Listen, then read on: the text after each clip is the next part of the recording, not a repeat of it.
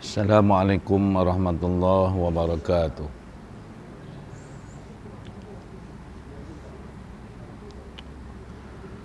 Ila hadrati Sayyidina wa Habibina wa Syafi'ina Muhammadin sallallahu alaihi wasallam. Thumma ila arwahi abaihi wa ihwanihi minal anbiya wal mursalin. Salawatullah wa salamuhu alaihi wa alim ajma'in. Wa ila arwahi alil kubur minal mu'minin wal mu'minat wal muslimin wal muslimat wal muallimin wal muallimat kullu ajma'in. Al-Fatihah. A'udzu billahi minasyaitonir rajim. Bismillahirrahmanirrahim. Alhamdulillahi rabbil alamin. Ar-Rahmanir Rahim. Maliki yaumiddin. Iyyaka na'budu wa iyyaka nasta'in. Ihdinas siratal mustaqim. Siratal ladzina an'amta 'alaihim ghairil maghdubi 'alaihim waladdallin. Amin. Bismillahirrahmanirrahim. Alhamdulillahi rabbil alamin.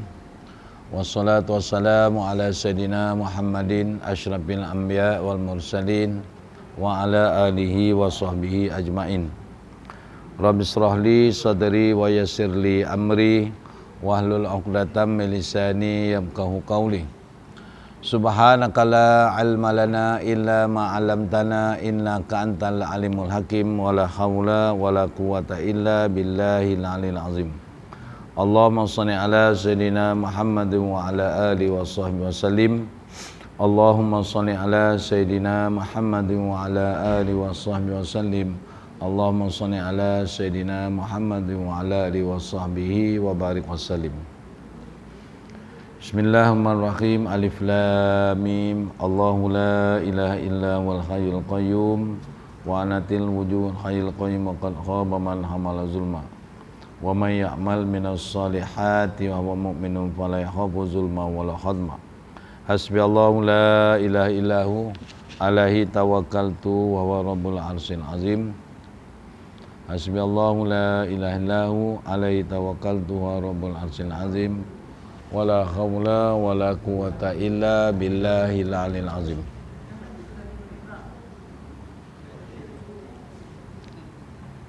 Tak dengar? Kena ulang semula Allah.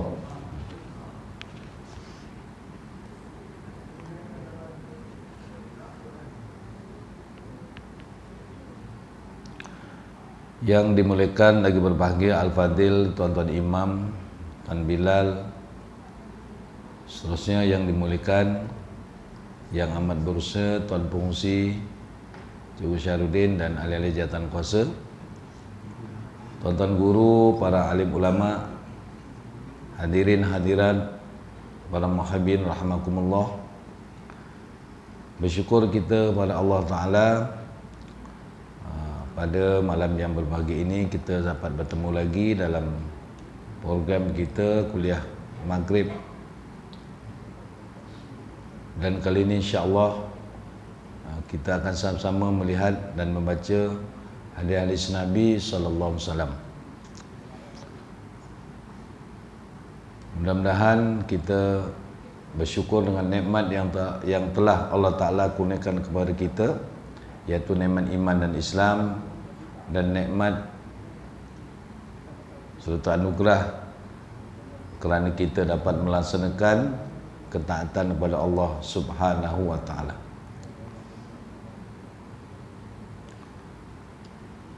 Hadis yang pertama ini, Bismillahirrahmanirrahim, An Abdullah bin Amru al-As. An Abdullah ibn Amr al-Anna ibn Amr ibn al-As sebutan.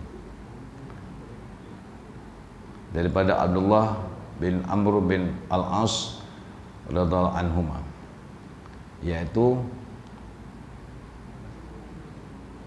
Abdullah dan ayahandanya Amr atau Amru bin al-As radhiyallahu anhuma Mereka berdua adalah sahabat Rasulullah SAW. Qala telah berkata, Qala Rasulullah SAW, telah bersabda Rasulullah SAW, yad'ulu min ahli hazil qiblah an-nar, akan masuk ke dalam neraka, akan masuk ke dalam neraka sekelompok atau segolongan manusia min ahli hazil qiblah, iaitu dari ahli kiblat ini, kata Nabi, akan masuk ke dalam neraka sekelompok manusia dari ahli kiblat ini. Yakni apa dia? Orang Islam. Ahli kiblat itu adalah gelaran bagi orang-orang Islam, yakni orang-orang yang sembahyangnya menghadap kiblat. Man la yuhsi adadahum illallah bima as-sawallah, akan masuk ke dalam neraka sekelompok manusia dari ahli kiblat ini, yakni orang-orang Islam. Tidak ada seorang pun yang mengetahui jumlah bilangan mereka kecuali Allah, kerana mereka mendurhakai Allah dan berani melakukan maksiat kepada Allah. Wajtaranu ala maksiyatihi wa khallafu ta'atah fayu'zanu li fi syafa'ati fa asni 'alallahi sahidan kama asnani 'alaihi qa'iman fa yuqalu li irfa' ra'saka sal tu'tafu washfa' tushaffa. Hadis riwayat At-Tabrani fil Kabiri bi isnad hasan. Jadi daripada Abdullah bin Amru bin Al-As radhiyallahu anhuma berkata bahawa Rasulullah SAW bersabda, akan masuk ke dalam neraka sekumpulan manusia, sekelompok manusia dari ahli kiblat ini, yakni orang-orang Islam. Tidak ada seorang pun yang mengetahui jumlah bilangan mereka kecuali Allah, kerana mereka mendurhakai Allah dan berani melakukan kemaksiatan kepadanya serta tidak melakukan ketaatan kepadanya. Lalu orang yang masuk neraka tadi ni, iaitu sekelompok daripada kalangan orang Islam yang masuk neraka tadi ni, mereka pun meminta syafaat kepadaku, kata Nabi. Minta pertolongan, minta syafaat kepadaku. Maka aku pun memuji Allah dalam keadaan sujud, sebagaimana juga aku memujinya dalam keadaan berdiri. Jadi tuan-tuan, apabila sekelompok orang-orang Islam yang dimasukkan dalam neraka ini, maknanya mereka orang Islam ahlu kiblat, yakni mereka ni sembahyang,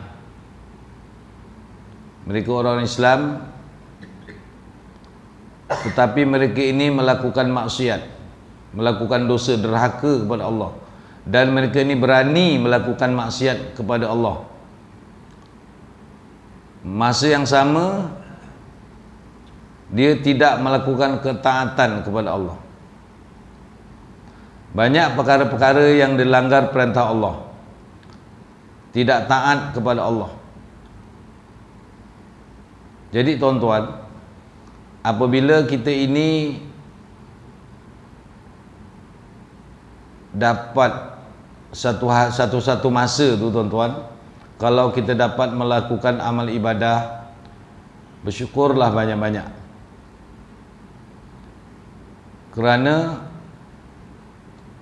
anugerah kita yang daripada Allah itu kita dapat melakukan ketaatan. Kalau satu hari itu kita dapat solat berjamaah, alhamdulillah. Kalau hari itu kita dapat solat walaupun tak berjamaah pun alhamdulillah. Dan walaupun kalau hari itu kita solat jamaah tak dapat, solat sendiri pun di dalam waktu tak dapat, tiba-tiba ditakdirkan kita qada hari itu pun alhamdulillah juga. Tapi bermakna bukan kita cari yang tak pergi sembahyang berjamaah, bukan kita pilih yang sembahyang qada. Kalau umpama kita dah sebut dulu, kadang-kadang satu masa tuan-tuan, Allah Ta'ala takdirkan kita hari itu melakukan maksiat, kerana yang buruk dan yang baik itu datang dari Allah, mana yang kita yakin dan percaya rukun iman, iaitu percaya pada qada dan qadar. Satu-satu masa tuan-tuan kita ditakdirkan melakukan taat, kita mendapat nikmat, bersyukurlah banyak-banyak, redha dan bersyukur. Dan satu masa kadang-kadang kita ditakdirkan Allah untuk melakukan atau untuk mendapat musibah, musibah, bencana, maka redha dan bersabar. Dan kadang-kadang satu masa kita dapat melakukan taat, Allah Ta'ala takdirkan hari itu kita melakukan taat, banyak ketaatan. Kadang-kadang satu masa kita boleh tahajud, malam semalam kita boleh solat isyak dengan kuliah, dapat solat sunat ba'diyah isyak 4 rakaat, kemudian dapat witir, bangun besok pagi dapat tahajud, dapat solat awal subuh, kemudian dapat duduk kuliah subuh, dapat solat isyraq, dapat solat duha, kemudian dapat pergi ke masjid surau untuk berjamaah zuhur. Sebelum zuhur dapat melakukan amal ibadah yang lain, contohnya solat ba'diyah, qabliyah zuhur 4 rakaat, berjamaah zuhur nanti ba'diyah zuhur 4 rakaat satu hari itu. Kemudian dapat solat asar berjamaah, sebelum solat asar dapat buat 4 rakaat solat asar, yang mana kata Nabi menjawab, siapa yang solat asar 4 rakaat, Allah meredainya, mendapat redha Allah petang tu. Dapat solat maghrib, selepas asar tadi, sebelum maghrib dia boleh duduk berzikir, menghabiskannya la ilaha illallah 100, subhanallah 100, takbir, tahmid, tahlil 100. Dapat solat maghrib awal, sebelum azan maghrib dia dah sampai, dapat solat tahiyatul masjid, solat maghrib berjemaah, dapat solat maghrib, dapat menghidupkan awabin, dapat dengar kuliah maghrib dan sebagainya satu hari itu. Maknanya kita dapat melakukan taat. Janganlah kita mengatakan dalam hati kita bahawa kerana aku ini ada ilmu, kerana aku ini memang orang yang dah orang yang dah berubah, tak macam dulu. Kita rasa begitu pula, rasa ujub kadang-kadang. Tidak tuan-tuan, itu semua sekali adalah izin Allah Ta'ala. Dan kadang-kadang satu hari itu subuh kita lambat, zuhur kita tak sampai ke masjid surau, sembahyang sunatnya qabliyah ba'diyah tak dapat, zikirnya hancur. Satu hari kadang-kadang begitu. Tapi walau keadaan bagaimana sekalipun tuan-tuan, kita mesti redha dengan Allah, yang mana kalau kita dapat melakukan taat tadi, kita berterima kasih, memuji Allah dengan alhamdulillah. Tetapi kalau ditakdirkan melakukan maksiat, sabar dan redha dan cepat-cepat bertaubat pada Allah Subhanahu wa taala. Itu yang disuruh. Daripada kita rasa macam kita bagus dalam beramal ibadah, kita rasa kita macam tak pernah miss. Rasa-rasa kita itu yang dipanggil was-was, yang kita lupa dan kita tak tahu bahawa itu adalah anugerah Allah. Tapi apabila kita melakukan maksiat, tak dapat solat sunat, tak dapat pergi masjid dan sebagainya itu ini, kita kata pula,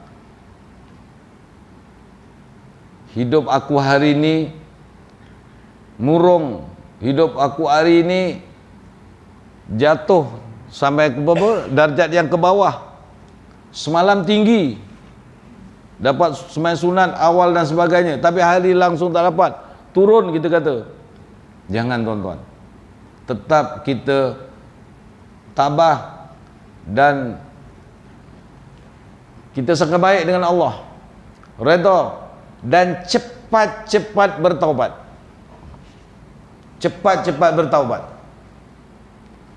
Kerana kita diberikan kesedaran itu supaya Allah Ta'ala nak didik kita supaya tiap langkah, tiap perbuatan kita, tiap kita boleh mampu berzikir, solat dan sebagainya itu semata-mata izin Allah, kurnia Allah, bukan kekuatan daripada kita,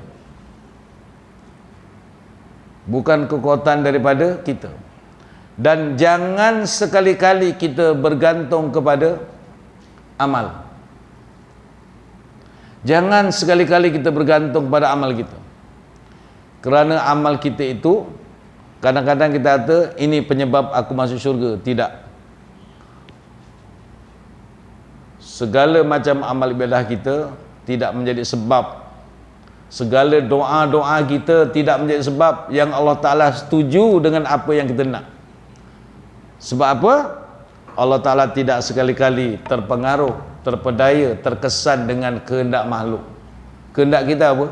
Kan macam-macam doa kan, nak itu, nak ini, nak ini, nak ini, nak dan sebagainya, dengan sembahyang, dengan zikir, cukup penuh minta, tiba-tiba dapat.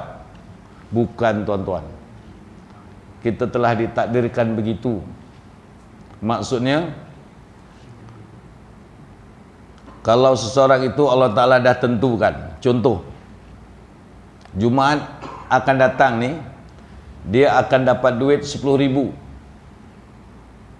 Allah Ta'ala dah tetapkan dia dapat duit 10,000 pada Jumaat depan ni. Maka Allah Ta'ala kata, aku dah takdirkan dia dapat. Walau dia berdoa ataupun tidak, tapi hari itu aku takdirkan dia berdoa. Kemudian aku takdirkan memang Jumaat depan ni dia dapat 10,000 ringgit. Dia doa ke, dia tak doa ke, dia tetap dapat 10,000. Aku takdirkan hari itu dia tidak berdoa. Ataupun Jumaat ini ditakdirkan dia tu kena balak bencana, contohnya kena banjir umpamanya lah, paling mudah, paling dekat kan. Aku dah tetapkan hari itu, tarikh itu dia memang kena banjir, rumah dia masuk air, habis anyut semua barang-barang, walaupun 1-2 jam. Dia berdoa ke, dia tak berdoa, tolak balak, dia tetap akan dapat. Cuma hari itu aku takdirkan dia berdoa, tolak balak, tetap dia balak datang. Dan begitu seterusnya tuan-tuan. Jadi maknanya kita sentiasa di bawah takdir Allah Ta'ala. Cumanya kenapa perlu doa? Kenapa perlu, kalau dah begitu, kenapa perlu kita doa, perlu beramal dan sebagainya? Ini yang menjadi persoalan kita yang banyak orang tak perasan dalam perkara ini. Kenapa kita suruh berdoa? Yang pertama, kerana kita ini lemah. Kita mengaku di hadapan Allah yang kita ini lemah, hina, fakir. Bukan miskin, fakir di hadapan Allah. Yang kedua, Allah Maha Kaya. Allah mempunyai kehendak yang tidak siapa pun boleh menghalang kehendaknya. Jadi kita menunjukkan kepada Allah yang kita ini tak mampu apa-apa, maka kita disuruh berdoa. Yang ketiga, nak menunjukkan yang kita ini seorang hamba yang taat, kerana doa itu adalah suruhan Allah, perintah Allah, maka kita berdoa, itu kita melaksanakan perintah. Dan yang keempat, doa adalah ibadah. Wa ma khalaqtul jinna wal insa illa liya'budun. Tidak aku jadikan jin dan manusia kecuali untuk beribadah. Jadi berdoa, minta, memohon, menangis pada Allah itu adalah salah satu daripada cara untuk kita beribadah. Bukan kerana doa kita dapat itu, ini dan sebagainya. Buktinya tuan-tuan, berapa banyak yang kita doa, minta ini tak dapat. Kadang-kadang kita tak berdoa benda tu dapat. Ini menunjukkan Allah Ta'ala tidak pernah terkesan dengan kehendak makhluk. Dan Maha Suci Allah daripada terkesan atau terpengaruh dengan kehendak makhluk. Allah Ta'ala tidak perlu sebab melakukan sesuatu, bukan dengan sebab. Itu maksud yang kita perlu faham dalam pegangan kita. Jadi kalau seorang itu berpegang bahawa kerana aku doalah dalam hati ni, dia memyakin sepenuhnya kerana aku doalah aku dapat itu, dapat ini, kerana ini, syirik. Nauzubillah min zalik. Syirik, tuan-tuan. Ini hati-hati. Dalam kepahaman kita, itu yang dikatakan ma'rifatullah. Dalam kita mengenal diri kepada Allah Subhanahu wa ta'ala. Maka ulama mengata, man arafa nafsahu arafa rabbah. Barang siapa yang kenal diri, dia akan kenal Tuhannya. Jadi masa sekarang ramai daripada kalangan manusia yang belum kenal diri dia sendiri. Kita alhamdulillah hari ini kita mula mengenal bahawa kita ini tidak ada apa-apa, tuan-tuan.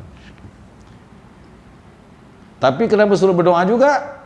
Doa itu adalah perintah Allah, kita menjadi hamba yang taat. Dan kita mengaku di hadapan Allah yang kita itu fakir dan Allah Ta'ala itu maha kaya. Maka tuan-tuan, kata para ulama, waktu yang paling abdal bagi seorang hamba, waktu yang paling abdal, paling utama, seutama-utama saat atau waktu pada seorang itu, apabila seorang hamba itu kenal hari itu, dia sangat memerlukan Allah. Dia sangat memerlukan Allah, dia sangat fakir di hadapan Allah. Itulah waktu yang paling mulia, paling utama, paling abdal bagi seorang hamba. Walaupun waktu itu dia dalam keadaan tidak begitu banyak beramal ibadah.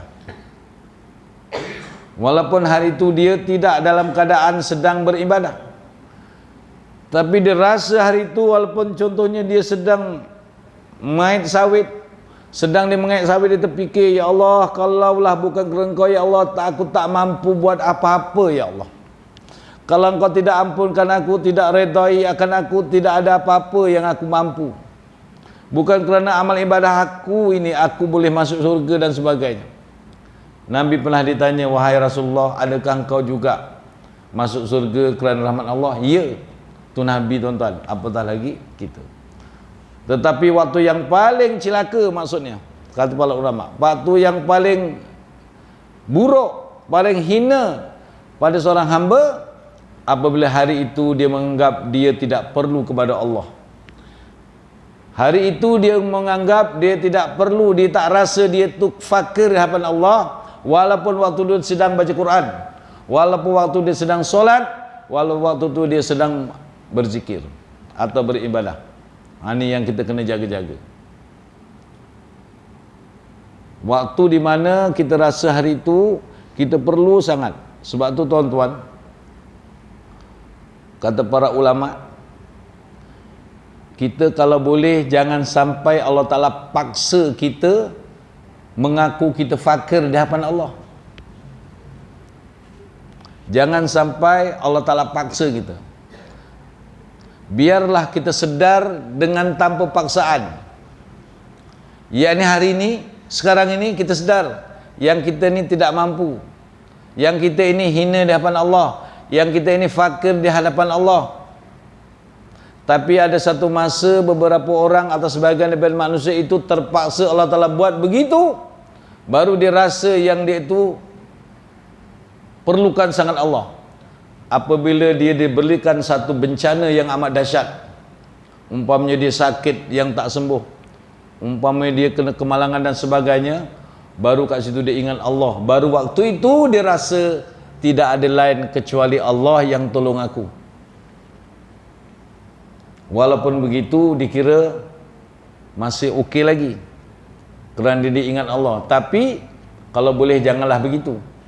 Kita nak biar kita ni tidak dipaksa oleh Allah untuk ingat akan dia. Walau begitu, keadaan kedua keadaan ini tetap yang disebut Allah sangat sayang dan kasih cinta kepada hambanya yang waktu itu dia sedang mengaku diri yang dia itu fakir di hadapan Allah Subhanahu wa ta'ala.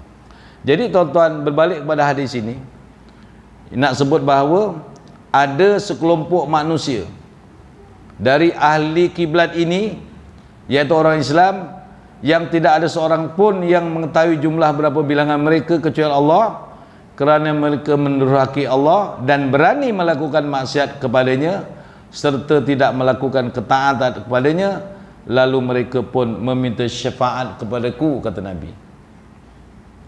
Maka aku pun memuji Allah dalam keadaan sujud, sebagaimana juga aku memujinya dalam keadaan berdiri. Ini dalam hadis ini kita nampak bahawa Nabi sentiasa memuji Allah dalam keadaan berdiri, dalam keadaan sujud, dalam keadaan berbaring, dalam keadaan apa saja Nabi sentiasa memuji Allah. Jadi Nabi sebut ni, aku memuji Allah masa aku sujud seperti mana aku berdiri. Lalu aku pun diseru. Jadi Nabi tuan-tuan sujud apabila sekelompok manusia tu orang ahli kiblat tadi yang masuk neraka tadi tu minta tolong, minta syafaat, Nabi sujud di hadapan Allah. Maka Allah Ta'ala berfirman, angkatlah kepalamu, irfa' ra'saka, angkat kepalamu,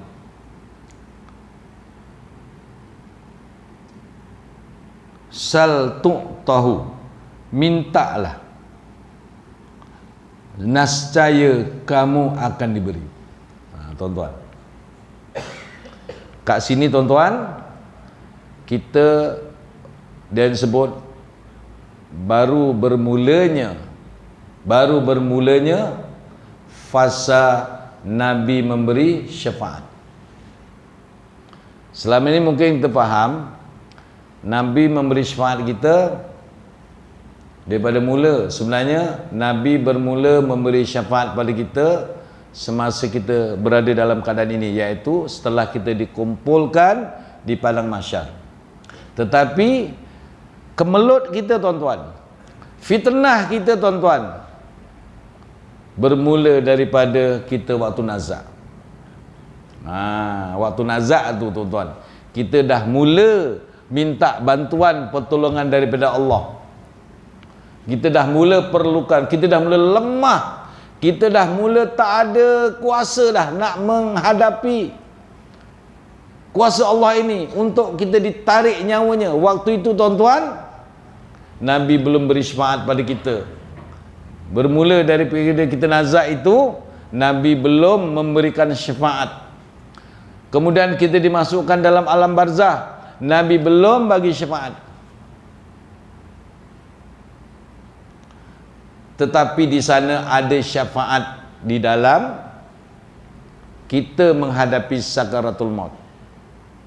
Tetapi di sana ada syafaat semasa kita berada di alam kubur atau alam barzah. Apabila kita berdepan dengan mungkar dan nakir, ada syafaat. Syafaat daripada siapa? Mata kepada para ulama, syafaat daripada para malaikat. Daripada para malaikat, yang malaikat itu Allah Ta'ala cipta daripada cahaya. Yang cahaya itu hasilnya daripada amalan kita, iaitu amalan-amalan baik kita. Contohnya kalau hari ini tuan-tuan kita berzikir la ilaha illallah, la ilaha illallah, subhanallah, subhanallah, alhamdulillah, begitu.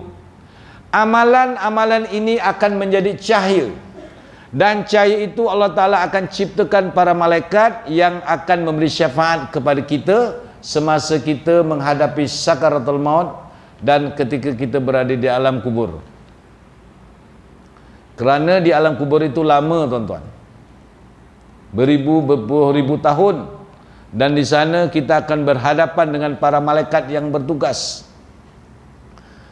Maka tuan-tuan, barang siapa yang beramal dengan surah Kahfi, beramal dengan surah Muluk sebelum tidur, Nabi menyebut akan terselamat dari siksa kubur. Maknanya barang siapa yang membaca surah Muluk itu, bacaan surah Muluk itu akan jadi cahaya, dan cahaya itu Allah Ta'ala cipta menjadi malaikat, dan malaikat inilah yang akan datang di kubur kita untuk membantu kita daripada pertanyaan mungkar dan nakir. Maka itu sebab kita kena perbanyak beramal-amal ini, berzikir, wirid, baca Quran dan sebagainya, kerana ini akan memberi syafaat. Al-Quran, bacaan Al-Quran, ayat Quran itu akan menjadi syafaat kita di dalam kubur. Kalimah la ilaha illallah itu akan memberi syafaat kepada kita masa kita nanti dalam keadaan nazak, dalam keadaan sakaratul maut. Benda-benda ini, amalan-amalan ini akan menjadi cahaya, dan dengan cahaya itu Allah Ta'ala akan cipta malaikat, yang malaikat ini akan membantu kita dalam keadaan kita nazak tadi dan sebagainya. Jadi tuan-tuan, maka Nabi pun sujud memuji Allah. Maka Allah Ta'ala berfirman, irfa' ra'saka, angkatlah kepalamu, mintalah, nascaya kamu akan diberi. Berilah syafaat. Jadi tuan-tuan, Nabi baru bermula memberi syafaat, tapi berlakunya syafaat ini pun ada syarat. Syaratnya yang pertama, yang memberi syafaat itu telah diredai oleh Allah. Yang kedua, yang nak dapat syafaat juga adalah yang diredai oleh Allah. Yang ketiga, pemberi dan penerima syafaat dua-dua adalah juga atas izin Allah. Jadi ada tiga syarat. Syarat pertama, yang nak memberi syafaat, dia itu telah diredai oleh Allah, macam Nabi SAW, macam apa nama, siddiqin wa syuhada wa solihin. Ini mereka yang telah diredai oleh Allah, radhiyallahu anhum wa radu'an. Allah redha kepada mereka dan mereka redha pada Allah. Semana yang kita sebut dalam zikir kita pagi dan petang, raditu billahi rabba wa bil islami dina wa bi Muhammadin sallallahu nabiyan wa rasulah. Supaya Allah Ta'ala redha dengan kita. Jadi yang pertama syaratnya, mesti yang nak memberi syafaat itu orang yang telah Allah Ta'ala redha, seperti para minan nabiin wasiddiqin wasyuhada wasolihin. Kemudian yang kedua, yang nak dapat syafaat itu juga mesti telah diredha oleh Allah Subhanahu wa Ta'ala. Maka dalam doa kita selalu kita sebut, Allahumma inna nas'aluka ridhaka wal jannah. Minta redha dulu. Dan antara kita nak dapatkan redha Allah tuan-tuan, sembahyang fardu awal waktu. Sembahyang fardu awal waktu, orang-orang ini akan mendapat redha. Dan antara juga disebut tadi, orang yang nak dapat redha Allah, orang ini dia suka beramal dengan solat asar 4 rakaat, solat sunat asar 4 rakaat. Dan juga termasuk orang yang dapat ridha Allah ialah anak-anak yang taat kepada kedua ibu bapa. Ridha Allah fi sahatil walidi, sahat Allah fi sahatil walidi. Ridha Allah kepada kita atas dasar ibu bapa redha pada kita. Marahnya Allah Ta'ala kepada kita melihat bagaimana mak dan bapa marah pada kita. Itu kena ingat anak-anak. Jangan kita anggap hari itu kalau mak bapa kita marah kita, Allah redha waktu itu. Tidak. Allah juga marah dengan kita. Bukan ataupun walaupun ibu bapa dia itu bukan orang yang mana kata orang yang baik, tapi dia tetap sebagai mak bapak. Maknanya dia itu contohnya dia derhaka ataupun tidak menghormati atau tidak atau dia menyakitkan hati mak bapak dia dalam perkara yang diredai, atau maksudnya dalam perkara yang harus. Walaupun mak bapak dia ada yang belum Islam tuan-tuan, tapi contohnya kalau seorang itu mak bapak dia belum Islam, tapi mak bapak dia tolong, nak engkau tolong pergi kedai belikan barang, belikan beras dan semua, benda itu kan harus, maksudnya begitu. Dia pun tolak umpamanya, maksudnya begitu. Jadi itu termasuk yang Allah Ta'ala tak suka. Kecuali mak bapak tu suruh maksiat kepada Allah, nak engkau tolong pergi wakilkan ayah pergi terpekung umpamanya kan. Contohnya lah mak bapak dia tu belum Islam, tak lepas pergi sakit kaki, ganti kau lah pada anak dia dah Islam, tu derhaka tak apa dalam bab syirik kepada Allah. Tapi dalam bab yang lain tuan-tuan, maknanya itu antara perkara-perkara yang nak dapatkan redha Allah, iaitu pastikan kita ini diredai oleh ibu dan bapa kita. Jangan kita anggap rasa-rasa Allah redha sedangkan ibu bapa waktu itu sedang marah dengan kita. Tidak. Allah Ta'ala juga akan marah. Maka Allah Ta'ala berfirman, irfa ra'saka sal tu'tahu washfa tushaffa. Berilah syafaat, nascaya syafaatmu akan diterima. Cumanya tuan-tuan, apabila Nabi tadi dia berdoa sujud, Allah Ta'ala kata bangunlah, angkat kepala, berilah syafaat pada orang-orang yang tadi itu minta syafaat, iaitu orang-orang apa? Islam yang nak masuk neraka tadi itu. Mintalah syafaat, aku akan berikan. Mana aku akan redha, aku akan izinkan kau memberi syafaat, maka orang Islam tadi terselamat daripada api neraka tuan-tuan. Tapi syaratnya ada satu lagi syarat. Mana-mana orang Islam janganlah berlaku syirik kepada Allah. Maka barang siapa yang melakukan syirik pada Allah, tidak ada syafaat bagi dia, walaupun daripada Nabi, walaupun daripada Siddiq, Syuhada, atau daripada Solehin, ataupun daripada Allah Ta'ala sendiri. Tidak ada pertolongan bagi orang yang syirik kepada Allah Subhanahu wa Ta'ala. Itu yang kita nak kena jaga-jaga. Jadi insya-Allah tuan-tuan, akan datang nanti kita tekankan sedikit sebanyak perkara-perkara yang boleh menyebabkan syirik, dan insya-Allah kita bertemu lagi, kerana syirik ini akan menjadi penghalang kepada seorang itu masuk syurga. Dia akan menghalang syirik tadi ni. Nauzubillah min zalik. Jadi antara yang kita doa yang selalu, Allahumma inna na'udzubika min an nusyrika bika syai'an na'lamu wa nastaghfiruka lima la na'lamu. Macam imam baca tadi tu. Itu doa tu, zikir tu kena kita baca selalu pagi dan petang tuan-tuan.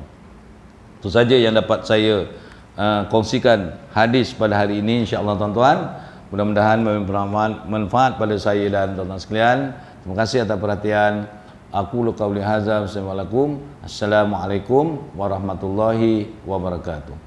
Subhanakallahumma bihamdika asyhadu an la ilaha anta astaghfiruka. Bismillahirrahmanirrahim. Al-'asri innal insana illal ladzina amanu wa 'amilus solihati wa tawassaw bil haqqi wa tawassaw bis sabr. Shadaqallahu